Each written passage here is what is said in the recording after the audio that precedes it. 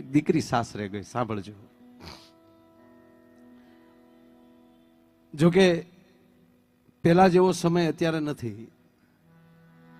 હા, આ દીકરીઓ વધારે વરત રહી. મને પૂછ્યું એક ભાઈ, મને કે ભાઈ એનાથી કઈ પુણ્ય થાય? મેં કીધું મોટા ભાઈ, પુણ્ય પાપની મને ખબર નથી, પણ મારા દેશની એવી પરંપરા હતી કે કાલ સવારે મારી દીકરી મોટી થઈને હાહરે જાય, એને કડવું હાહરું મળે, વઢકણી હાહુ મળે, કજિયાળું ઘર કદાચ મળે, અને કદાચ મારી દીકરીને બબે દી ખાવા ન દઈ ને તો અત્યારે વ્રત કરાવીને મેં ભૂખ્યા રાખવાની ટેવ પાડી હોય ને તો મારી દીકરીને કોઈ દી તકલીફ ન પડે. અને બહેનો, માતાઓ અહીંયા બેઠા છો આપ. અને એક બીજી વાત કહું કે સાહેબ ભલે અભણ હતા ગામડાના માણસો હરેશભાઈ, પણ યોગેશભાઈ એક પ્રકારની જે આપણી જે થિયરી હતી સાહેબ, કે એ દીકરી 13 વર્ષની થાય ત્યાંથી એની માં એના આણાનો ભાર એની માથે નાખી દેતી. તારા આણાનું ભરત બેટા તારે તૈયાર કરવાનું છે. સાહેબ ઈ ભરતની તૈયારી માટે નહોતું, પણ મોટામાં મોટું વિજ્ઞાન હતું સાહેબ. ઘરનું કામ કારે પતે ને કારે હું પાછી ભરતમાં બેહી જાઉં. સાહેબ 22 વર્ષની થઈ જાય ને એને ખબર ન રહે, કારણ કે એની તમામ શક્તિ એની કલાની અંદર પડી જાય, આજુબાજુનું ધ્યાન ન રહે. અને સાહેબ એટલે એ દીકરી માંડવામાં આવતી ને વરરાજાને કન્યા પધરાવો સાવધાન કહે, ત્યારે મરદના દીકરાને સાહેબ ધ્રુજારી આવતી હતી માંડવામાં બેઠા બેઠા. મરદ જેવો મરદ બેઠો હોય, કારણ કે હામે પણ એવો જ હોય સાહેબ. અને આ અણવર સુકા મારે રાખતા હતા, ફેશન નો નહોતો, ધ્રુજારી આવતી હતી, પકડી રાખવો પડે સાહેબ. અને બેન પણ દીકરીને બબે બેનું પકડીને સુકામ આવતી હતી. આ દીકરીનો હાથ ધ્રુજે સુકામ કે આજ સુધી મને અડ્યો છે તો કા મારો બાપ અડ્યો છે અને કા મારો ભાઈ અડ્યો છે. આજ પહેલી વાર કોક પુરુષને વડવા જઈ રહ્યો છે.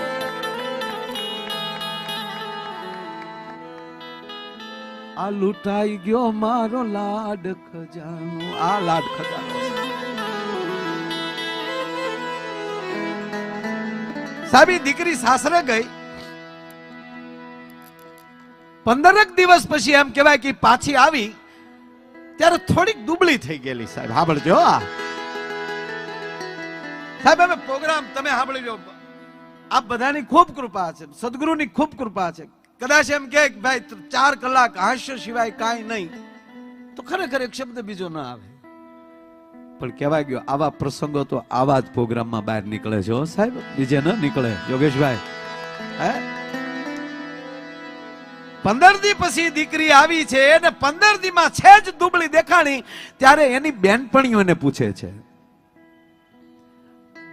દીકરીઓ બેનપણીઓ એવું રાખજો,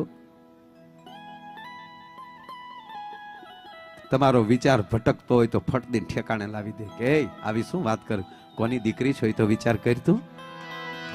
અને છોકરાઓ, યુવાનો, મારા બાપ, તમે તમારા મોબાઈલનું નેટ ખોલીને તમે કઈ ડાઉનલોડ કરવા જાઓ ત્યારે કીબોર્ડ ઉપર આંગળી જાય ત્યારે એટલું તો વિચાર કરી લેજો કે હું કોનું સંતાન છું, મારો બાપ કોણ છે, મારે કઈ વસ્તુ ડાઉનલોડ કરવી જોઈએ છે. પેધી ગયા છે બધા સાહેબ.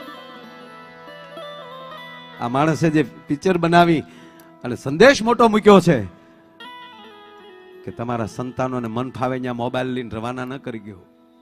પૂછો કોલેજે ગઈ થી ક્યાં ગઈ, પૂછવાની જરૂર નથી. ઘોડિયાને એવા સંસ્કાર હશે ને, એ બાપને જ ભરોસો હોય કે મારી દીકરી છે, કોઈના બાપની તાકાત નથી. સાહેબ આ સંસ્કાર કામ કરે છે. વગડામાં દીકરીઓ જુવાન છોકરાઓ સાથે ઢોર ચારતી હતી સાહેબ, અમે ચાર્યા છે હારે. અને એક જ ગુનામાં એમ કે ભાઈ છોકરા છોકરીઓ ભેગા નાતા. કલયુગ જેવો શબ્દ જોયો નતો.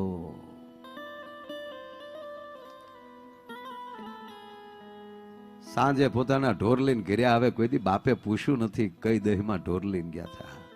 એ દીકરીને ખબર હોય ને બાપને ખબર હોય સાહેબ. સિંહણના દૂધ હોય ને એ હોનાના પાત્રમાં જ ભેળ્યા હોય. આ મારા હોના છો તમે, મારા જેવી તો મુદ્દો નથી યાર.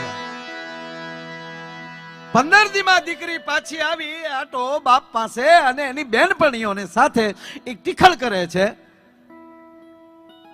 એમ એની બેનપણીઓ સૈયરોએ સખીઓએ પૂછ્યું કે બેન તું દુબળી કેમ પડી ગઈ? જે હોય એમને કે સાહેબ જો આ દીકરી આ ભારત વર્ષની કેવી છે કે બાપના ઘેરે સાહેબ એવી રીતે રમીને મોટી થઈ હોય 22 વર્ષ સુધી, જમવા માટે પોતાનો નખ ન બગાડ્યો હોય એવી સુખી સંપન્ન. વચ્ચે એક વાત કહું, જનક રાજાએ સીતાજીને કેમ ઉછેર્યા છે? કલ્પના તો કરો યાર, કેવા સુખમાં. વૈદેહીની દીકરી સાહેબ, અને શિવ ધનુષને જે મલોખું ઊંચું કરીને મૂકી દે, જે વિશ્વના રાજાઓથી એક એક હારે હજાર હજાર રાજા ઉભા થયા, એ હજાર રાજાઓની ભુજાઓથી જે શિવ બાણ ઊંચું ન થયું, એ મલોખા ઘોડે વાળતી આમ વાળવા નીકળે તો મલોખાની ઘોડે ડાબા છે ઉપાડીને ફટદીને મૂકીને હેઠલે હાવણી કરીને આમ ફટદીને મૂકી દે. એ જાનકી કેવી છે? અને એ જ જાનકી પતિના આરે વનમાં હાલતી થાય. અને કહેવાય ગયો ભરત મહારાજ જેદી આવે છે અને ભરતજી જ્યારે ભગવાન રામને મળવા જાય ત્યારે તો કૌશલ્યા, સુમિત્રા, કૈકેયી આ ત્રણેય રાણીઓ છે, આખી અવધ છે. બેનો ઘડીક આવું કાંઈક ખાસ જોઈ લેજો કે જેણે વનમાં મોકલી દીધા છે છતાં એના પગ કસરે છે. માં અમારી ચિંતા ન કરતા હો, માં જાનકી સાહેબ. અને જેના મા બાપ આવેલા છે, જનક રાજાની બીજા તંબુમાં બેઠા છે, પણ દીકરીને દોડીને ન્યા નથી ગઈ, પેલા સાસુના પગ દબાવ્યા છે. કારણ કે આ દશરથ હાજર નથી. મારે કારણ મારી માવું વિધવાવું થઈ છે સાહેબ, ઈ પીડા. અને પછી સુમિત્રાજી ને કૌશલ્યાજી કહે છે કે જાનકી તમારા બાપુજી આવ્યા છે, જાઓ મળી આવો તો ખરા. સાહેબ આવા ટુકડા પ્રસંગકારક લેજો, જીવન જીવાડી દે સાહેબ.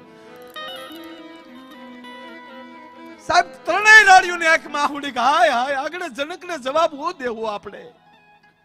સાહેબ હારે ગયો ત્રણેય માવું. અને માં જાનકી આમ જનક રાજાને પગે લાગીને ઉભા રહ્યા. અને ત્રણેય રાણીઓ, મહારાજ અવધના માણસોને માફ કરજો, અમે તમારી દીકરીને હાચવી નહીં ક્યાં. શું જનક બોલ્યા સાહેબ, આંખમાં આહુડાની ધારા છે ને એટલું કીધું, સુમિત્રાજી, માં કૌશલ્યા, જનકને માફ કરજો. મહારાજ હા, જનકને માફ કરજો. કેવા શું માંગો છો? કે માં મેં મારી દીકરીને બહુ કર્યાવર કર્યો, ગોતી વસ્તુ મેં મારી દીકરીને આપી, પણ હે કૌશલ્યા, હે સુમિત્રા, હે કૈકેયી, મને માફ કરજો. હું એક આ વલ્કન વસ્ત્ર કરિયાવરમાં દેતા ભૂલી ગયો છું, નહીતર એ પણ મારા પિયરનું જ હોત. ભલા માણસ, આવો બાપ હોય એની દીકરી સીતા હોય. આજેની બેન પણ એવું કહે, બેન તું દુબળી કેમ થઈ ગઈ? ના, દુબળી કાંઈ નથી હો, પણ કહેતો ખરી. કહેવાનું શું હોય?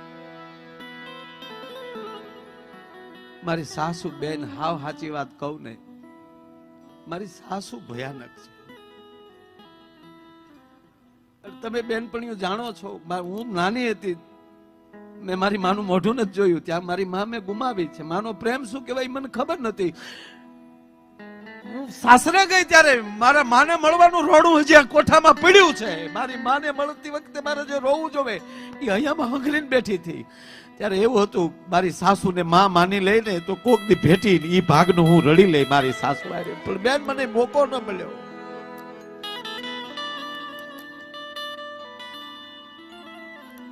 દીકરીએ જઈ દીકરીના બાપને કીધું.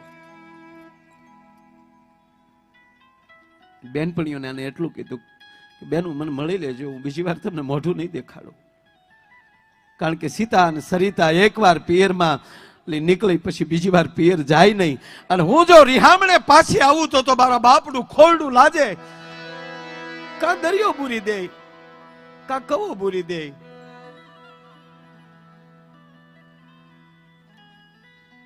એટલે બેનપણીઓએ થોડુંક એના બાપને કીધું, દીકરી પાછી નહીં આવે, બેન પાછી નહીં આવે.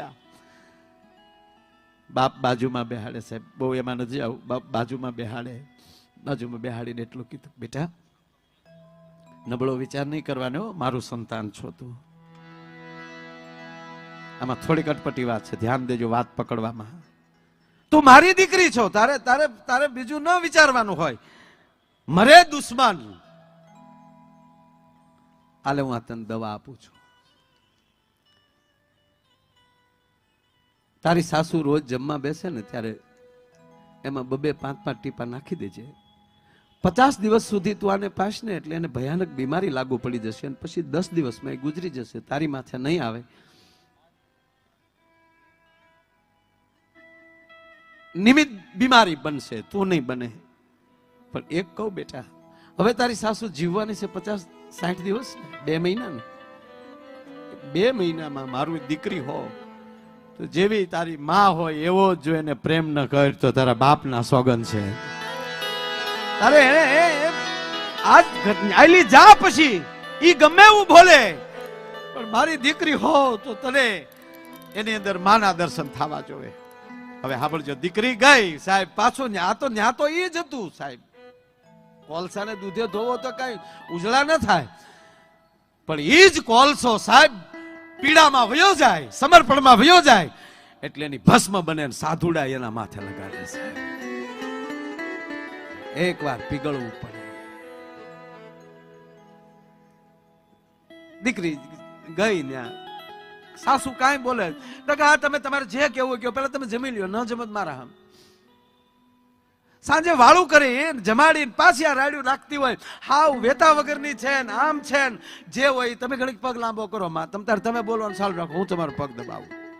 પાડોશમાં દીકરી બેસવા જાય, પાડોશની બાઈ વાતું કરે કે હમણાં જ તારા સાસુ આવ્યા, તને 2 કટકા ગાળું દેતા હતા, તાકે એ તો મારી પરીક્ષા કરે, પણ મહેરબાની કરીને બોલતા ને મારી માં છે. સાહેબ થોડાક જ દિવસમાં 15 દિવસની અંદર ડોશી જ્યાં બેહવા, બાઈ જ્યાં બેહવા જાય ત્યાં એને ગામ મળ્યું કેવા કે તું ગમે એમ બોલે છો પણ ઈ અમારી પાસે આવે તો એમ કે ગીતો મારી માં છે, તારે કઈ ફેરફાર નથી થતો, શું દીકરીએ તારું ભૂંડું કર્યું. અને એક દી હવારના પોરમાં શિયાળો હતો, ગરમ પાણી કરી અને ધીરે ધીરે હાહુને નવરાવતી હતી. અને સાહેબ ઉના પાણી કરતા માનું મોઢું ધોવા ગઈ ને એથી વધારે ઊનું દેખાણું. ત્યારે જોયું, સાસુમાં, હા દીકરા મને માફ કરજે બેટા, હું ભાન બોલી છે, મારામાં અહમ હતો કે એની મા વગરની આવી છે, એને શું બુદ્ધિ હોય, પણ મારે માં બનવાનું હતું, હું તો હાહુ બની. અને એ કેવી હાહુ બની. દીકરી મને માફ કરજે મારા બાપ, આજથી તું મારી દીકરી, હું તારી માં. પછી તો એવો પ્રેમ લાગ્યો સાહેબ, જેવું તેવું કામ તો દીકરીને કરવા ન દે. 15 દી બીજા ગયા, મહિનો થયો, દીકરી જાય પાછી બાપ પાસે, બાપુજી 1 મહિનો મેં પાઈ છે અને હવે મને એવી કઈક દવા આપો જેથી કરીને મારી માં બચી જાય, મારે એને મરવા નથી દેવી. ખમા મારા દીકરા, દવા તને બોટલમાં નહોતી આપી મેં, દવા તો મેં તને કાનમાં આપી હતી કે બેટા આપણે પ્રેમ કરો અને એવો પ્રેમ કરો નફરત કરવા વાળો થાકી જાવો જોઈએ. નફરત કરવા વાળાને સામે નફરત ના કરો, એને પ્રેમ આપો કે અમારો આ ધંધો છે, અમે તારે ધંધે નહીં ચડીએ. કે તો દવા તો બાનું હતું બેટા, એ તો શક્તિની દવા હતી. તારી સાસુને ઉનો વા ન હોય. તેદી દીકરી એટલું બોલી કે આવા બાપ હોય ને તો કયક દીકરીઓના ઘર બચી જતા હોય છે મારા બાપ. નહીં, તમારી દવાઈ તમારા કાનમાંથી મળે છે, તમારું ઝેર તમારી આંખમાંથી નીકળે છે, અને તમારી ગંદકી તમારા મોઢામાંથી નીકળે છે, ગટરમાં નહીં. તમારા મોઢાની વાણીમાંથી જે ગંદકી નીકળે છે, ઘણા નથી કહેવાય કે એનું મોઢું ગંધાય છે ભાઈ, હાવજનું મોઢું ગંધાય. કોણ કે શું કામ એવો માણસ બોલી જાય ત્યારે માણસ એમ કે એના મોઢામાં દુર્ગંધ આવે છે, પણ જેના કાન પવિત્ર છે એટલે ગુરુ કાન ફૂકે છે. શું કામ ભાઈ કાન ફૂંકવાની વાત આવી છે? તમારો સદગુરુ હું ઘણીવાર જાહેરમાં કહું છું કે આ દેશનો સંત, આ દેશનો ચારણ અને આ દેશનો બ્રાહ્મણ, આ છે ને 3 પાવર છે.